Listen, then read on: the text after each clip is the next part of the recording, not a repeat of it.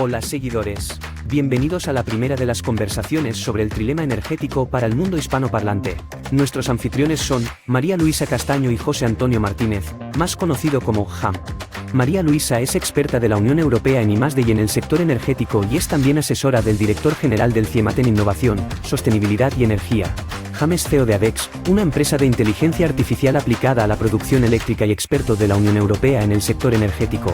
En este episodio, María Luisa y HAM lanzan la serie de conversaciones y plantean algunas de las inquietudes y preguntas que trae la transición energética. María Luisa, HAM, todo vuestro. Hola María Luisa, ¿cómo estamos?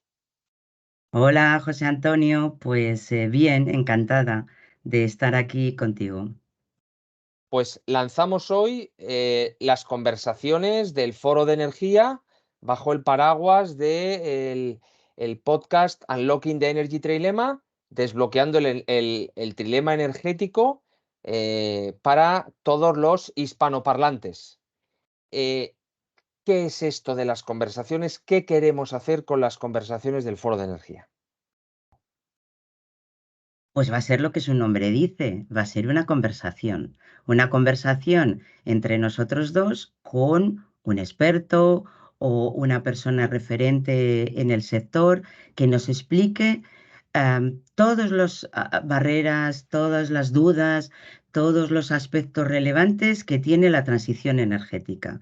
Y lo vamos a hacer desde un aspecto profesional. Ninguno de los dos somos periodistas, pero venimos del mundo de la energía y tenemos inquietudes.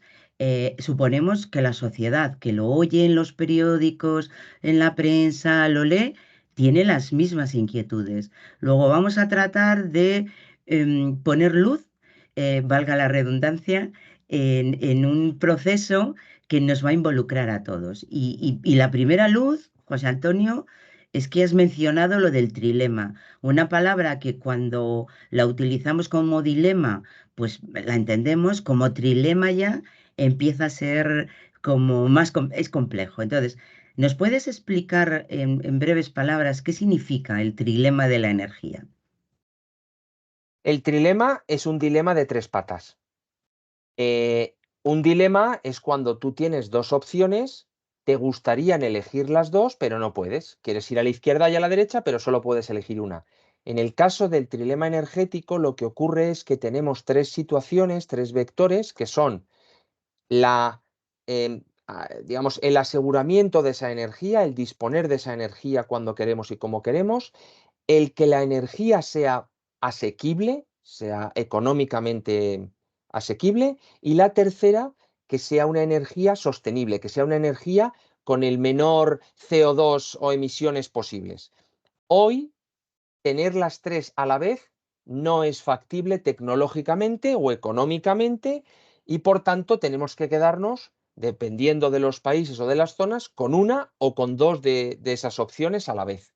Ese es el trilema y las preguntas que nos van a surgir aquí van a estar asociadas a esos tres vectores y cómo podemos conseguir desbloquear ese trilema para tenerlas juntas y a la vez en el menor tiempo posible.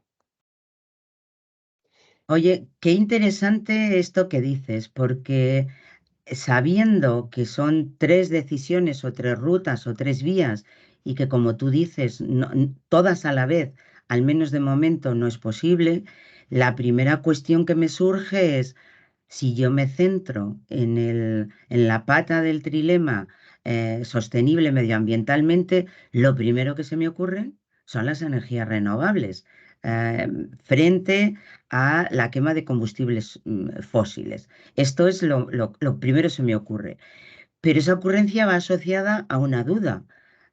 ¿Cómo gestionar estas energías renovables que son intermitentes, que no son permanentes 24 horas, 7 días a la semana, si lo queremos unir con la garantía de suministro? Yo quiero llegar a mi casa y tener aire acondicionado o tener luz. No sé esto como, si te parece que es un tema, a mí es una inquietud. Desde luego, de aquí surgen muchas preguntas y vamos a necesitar a gente que nos ayude a responderlas, porque evidentemente si no hay sol por la noche es difícil tener energía solar o electricidad basada en el sol. Si no sopla el viento nos pasa lo mismo. Nos ocurren que tenemos que entender si son viables o no son viables. Instalar un aerogenerador no es barato. Entonces, incluso en el número, en la cantidad de la inversión. ¿Tú sabes cuántos aerogeneradores hay ahora instalados en el mundo? Pues no, la verdad es que no los he sumado. 700.000, unos 700.000 aerogeneradores. Si tuviéramos que sustituir toda la energía térmica fósil solo con aerogeneradores, ¿sabes cuántos necesitaríamos? Pues supongo que del orden de millones, pero seguro que tienes el dato. 9 millones. 9 millones de aerogeneradores. Es más de 10 veces lo que hay instalado hoy. Por lo tanto, eso requiere de una inversión muy grande. Ya no hablamos del tiempo, de los permisos, de tener los materiales, sino que económicamente requiere de una inversión que va a llevar años. Y durante esos años eh, necesitaremos un almacenamiento para que esos eh, aerogeneradores puedan acumular energía. El almacenamiento es un tema que hoy está casi en muchos casos en un periodo de innovación. No tenemos toda la energía almacenable o los sistemas de almacenamiento que nos gustaría tener hoy. Mm, Desde luego, las renovables es un punto hacia el que hay que ir, que genera preguntas de tiempo, de dinero y de quién lo va a acompañar. Y te diría además que has dicho otro tema interesante, es decir, las renovables sí, con este análisis que estás diciendo, pero además con almacenamiento para poderlas gestionar.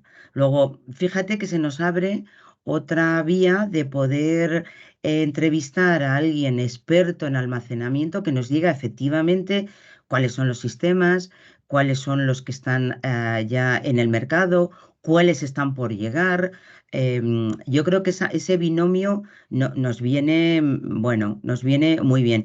Y fíjate, te diría, ¿y qué pasa con la red eléctrica que hasta ahora conecta a pocos puntos porque está la generación muy localizada?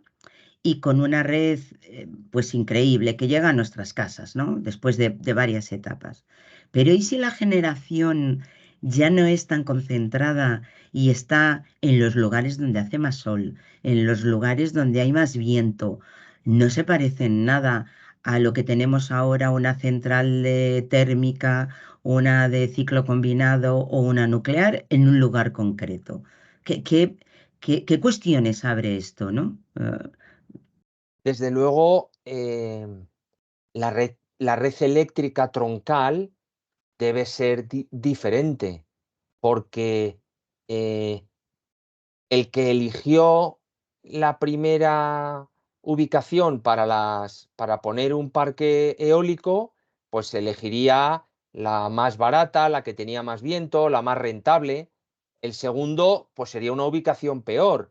Y así vamos a tener que ir poniendo granjas de aerogeneradores o solares en sitios cada vez más diversos. Y la red tiene que llegar a ellos. Y eso no es barato, y eso alguien lo tendrá que pagar, y eso repercutirá en el kilovatio hora o en el tiempo que podríamos tardar en llegar hasta allí. No es fácil en una granja de aerogeneradores puesta encima de una montaña, pues haz llegar la red allí. Entonces surgen muchas preguntas. Incluso en los aerogeneradores, la vida útil no es la misma que la de una central. Un aerogenerador, el inversor hace las cuentas a 20 años y quizás lo extiende a 5 o 10 más. Es decir, hoy empiezan a caducar granjas de aerogeneradores que habrá que retirar. ¿Quién lo va a retirar? ¿Qué hacemos con ello? Esos materiales no son reciclables totalmente. Se abren muchas preguntas. Tú has mencionado la nuclear. en el COP28 hubo un acuerdo entre muchos de los países para fomentar y triplicar la capacidad nuclear. Sin embargo, eso realmente va por barrios. España, que todavía tiene nuclear, tiene un plan de cierre de esas centrales. Sin embargo, hay otros países como Francia que no solo tienen muchas, sino que quieren invertir todavía más. Mm, ¿Por qué todos no vamos en la misma dirección?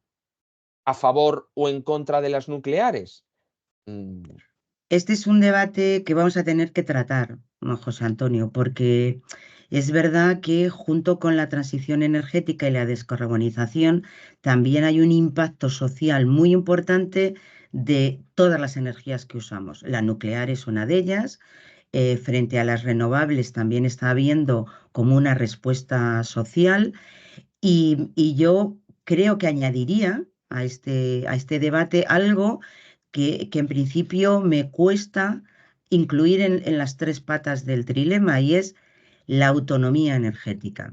España es una isla, no tiene ni gas, ni petróleo, ni uranio, pero tiene mucho sol y tiene mucho viento. Está en una posición favorable.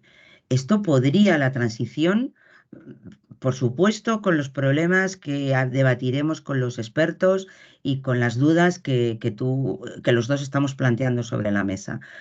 Pero esto nos daría algo que es una autonomía, que seríamos autónomos, no solo España, sino también Europa, porque la materia prima, el combustible, el origen de la energía ya no dependería de un yacimiento de petróleo, de unas minas de carbón, de un yacimiento de gas natural o incluso de un suministro de uranio.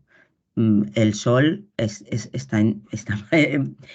vale para todo el mundo y el viento también. Luego, otro debate que yo creo que engloba al trilema es la autonomía energética y mm. tecnológica que un país puede tener, puesto que la energía, esta garantía de suministro de la que hablabas, es que es clave para el desarrollo económico. O sea, de hecho, el desarrollo económico de la humanidad ha ido siempre ligado a la disponibilidad de energía y lo sigue estando, claro. Para mí, la autonomía está muy vinculada con el vector del precio, de la asequibilidad. En muchos países de Centroamérica, en muchas islas, eh, y nosotros mismos dependemos, como dices, de combustibles cuyo precio depende de un mercado volátil internacionalmente sobre el que no tienes ningún control o poco control. Por lo tanto, esa autonomía no solo puede hacer un modelo más sostenible, sino que puede hacer un modelo que no dependa de terceros y que tú puedas controlar tu precio de una mejor manera. Eh, Porque además ese suministro tiene un factor geopolítico. Hemos visto lo que ha pasado con el gas ruso. Pero si nos vamos al uranio, nos va a pasar otro tanto, que a lo mejor en vez de Rusia, dependes de China o dependes de un país africano. Eh, Tú hablabas de la disponibilidad del sol y del aire, que no depende de terceros. Hoy en algunos países en los que hay una fuerte o una cantidad importante de generación eléctrica hidroeléctrica, tenemos problemas de sequía. En España, en determinadas zonas, hay unos problemas graves de sequía. ¿Qué pasará con ese porcentaje de electricidad hidroeléctrica?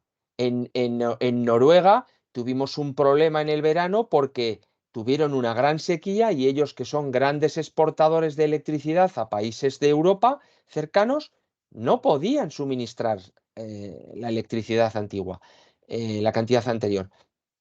Entonces, me pregunto si el sol, el viento, el agua, si son infinitos, además de, en teoría, gratuitos, si van a estar ahí siempre.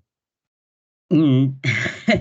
Bueno, cada vez estamos abriendo más preguntas, más inquietudes y creo que cada vez se está poniendo más interesante estas conversaciones y quiero añadir algo más. usamos la electricidad, usamos la energía en nuestra sociedad de diferentes maneras. Una es la parte eléctrica, pero no toda la energía se usa en forma eléctrica. Una industria pesada de fabricación de cerámica o de fabricación de acero necesita un uso térmico de la energía y eso es de difícil electrificación. Luego vamos a necesitar, supongo, otros vectores. Se me ocurre el hidrógeno, que también está muy en la prensa, muy en boca de todo el mundo. Es un vector alternativo, es complementario, está por desarrollar, lo vamos a tener disponible a corto plazo. Mm, Esta es otra vía que tenemos que debatir porque hay muchas industrias y una buena parte de nuestro uso de la energía que no es eléctrica. Entiendo que el mayor porcentaje lo es, pero hay otra parte que le vamos a tener que dar un avión, por ejemplo. ¿Cómo vuela un avión? ¿Un barco? ¿Cómo navega un barco? ¿Lo va a poder hacer con un motor eléctrico? Yo creo que necesita un combustible quizá alternativo del que esté usando ahora, pero no va a poder ser eléctrico, ¿no? Fíjate, otra línea que tenemos que debatir y buscar un experto que nos cuente esto, no de oído, sino de experiencia, ¿no? Desde luego, si queremos que las conversaciones sean debates controvertidos, con opiniones sobre un tema, vamos a decir, a favor o en contra, el hidrógeno nos va a ayudar a crear esa polémica, porque hay grandes detractores del hidrógeno en términos sobre todo económicos y de verdadera disponibilidad, y hay otros, digamos, fans del hidrógeno que lo plantean como la solución. Hoy en día, con digamos, la llamada de interés, la call de interés que ha abierto Enagas en España como ejemplo, pues se ha hecho una planificación de esa producción hasta el 2030 de cuál sería la generación y cuál sería la demanda, y desde luego la demanda es menor que la generación que se podría producir.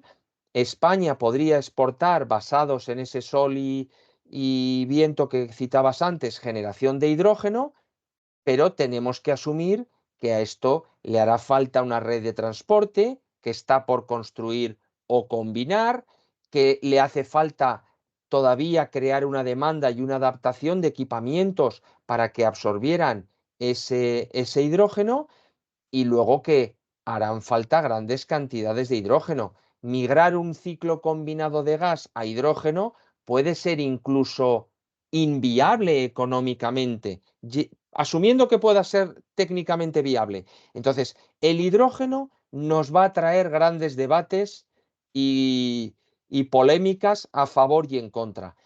Desde luego, una de las ventajas que puede tener el hidrógeno es que puedes llegar a almacenar esa electricidad, esa generación eléctrica, y guardártela para mañana, incluso aunque sea poco eficiente, pero te permitiría tener ese salto de almaceno electricidad del sol por el día y la consumo por la noche, y entre medios pues ha estado el hidrógeno. Bueno, puede ser desde luego una manera.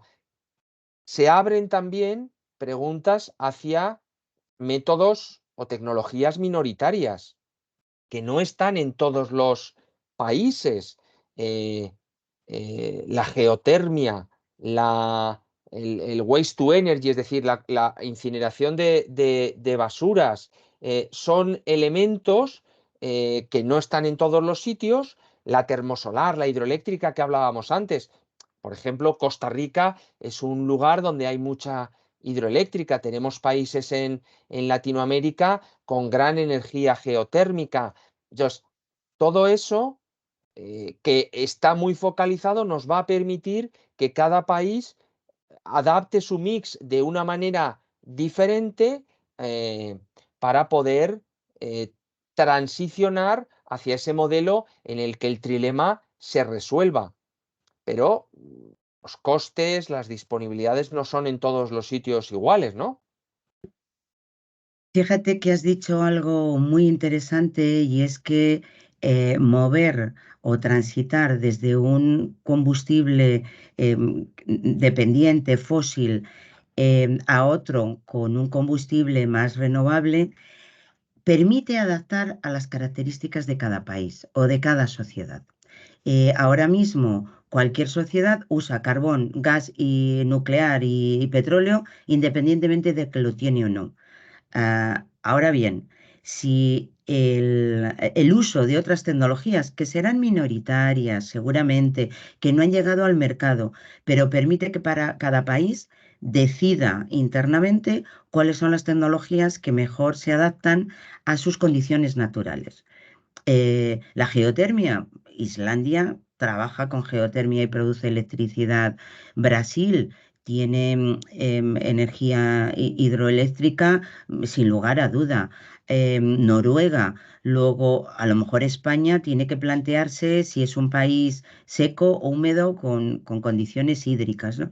Incluso la biocircularidad y la bioenergía que procede de residuos, pero residuos industriales, agrarios, agrícolas, urbanos.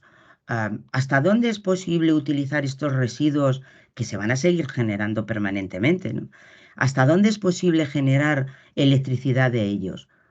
A lo mejor hasta resolvemos dos problemas, la generación eléctrica y la gestión de unos residuos.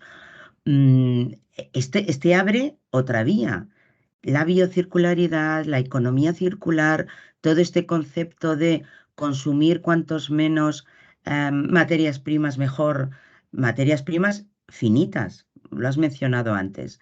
Yo no me atrevo a decir si el sol y el viento van a caducar, ¿no? El agua es posible, tendríamos problemas hídricos, pero materias primas que extraemos para esas tecnologías, am, litio, am, tierras raras, que las usamos para las baterías, para la electrónica, para distintos componentes, son finitas. Desarrollar una estrategia que permita usar la menor cantidad posible, siendo eficientes, es otro debate, por no decirte dónde están esas materias primas y en manos de... María Luisa, has citado una cosa muy interesante respecto a el consumo industrial y los consumidores en general. Y esto nos abre la puerta a otro aspecto importante que es la gestión de la demanda, no solo la gestión de la generación. Aquí surgen muchas preguntas. Pues muy interesante esto, porque es verdad que el consumidor hasta no hace demasiado es un consumidor pasivo. Necesita energía, la consume y la paga. Pero con esta transición energética y el uso de algunas tecnologías que son eh, accesibles a poner una placa fotovoltaica en mi casa o en mi polígono industrial o en la azotea de mi nave de producción, el consumidor empieza a jugar un papel y puede interactuar en esa gestión de demanda, hasta donde yo lo que genero lo consumo en este momento y lo dono a la red para que la red sea capaz de gestionarlo. Hombre, yo no imagino individuos que tienen una placa en su tejado. Imagino grandes consumidores de energía que en un momento dado contribuyen a un pico de demanda y aportan la energía que están generando, que no viene a través de la red de manera tradicional, sino que viene a través de estos puntos de generación deslocalizada. Es algo que muy tímidamente se ha experimentado en este país, pero que creo deberíamos de contar con algún experto que nos diga hasta dónde el alcance de la gestión de la demanda puede ser un valor que ayude a que toda esta garantía de suministro, esto, claro, está muy ligado a la garantía de suministro, se garantice no solo con la generación centralizada y de grandes, decías antes, granjas eólicas y fotovoltaicas, sino con la generación individual, ¿no? De una Claro, fábrica o de una nave industrial, ¿no? se nos abre un mundo en el que el cable que nos provee la electricidad realmente permite las dos direcciones y en muchos países tenemos ya un neteo de esa electricidad. Estoy pensando que hay islas como República Dominicana, Puerto Rico, en España también tenemos cosas de este estilo en el que claramente hay un aporte neto en las dos direcciones y esto nos abre un nuevo mundo e incluso el mundo de la trazabilidad de la electricidad renovable. Yo genero una electricidad renovable y otro la consume y hay un certificado que lo justifica. Tenemos aquí un mundo adicional de preguntas. José Antonio, tenemos una enciclopedia de, de temas, una enciclopedia de debates cada vez más interesantes y que yo, de verdad, tenemos que traer aquí a estos micrófonos gente experta que nos dé un poquito de su conocimiento, de su luz, que nos ayude a al menos, ya no sé si a tener respuestas, pero sí a tener criterio para decidir, para leer, para entender las respuestas. Sería milagroso que tú y yo diéramos el 100% de respuestas a todas estas preguntas, incluso con ayuda de expertos, pero al menos estaremos dando un espacio donde la gente aprenda, donde adquiera criterio, se documente, resuelva alguna de sus dudas y tal vez esto pueda servir para que cuando escuchemos o leamos algo tengamos un criterio mucho más fundado que el que se aprende oyendo, oyendo pues alguien de alguna entidad que puede tener un interés. Yo de verdad cada vez estoy más entusiasmada y más decidida a seguir esta estela que nos va a ayudar y necesitamos ayuda externa, ayuda de conocimiento externo. Gente que pase por aquí, que se siente con nosotros y como hoy, que hemos hecho esta conversación entre tú y yo, la hagamos mucho más profunda en conocimiento y le planteemos estas preguntas. No sé cómo ves este planteamiento, José Antonio. Pues vamos a por ello. Tenemos las preguntas, buscamos gente que nos traiga respuestas.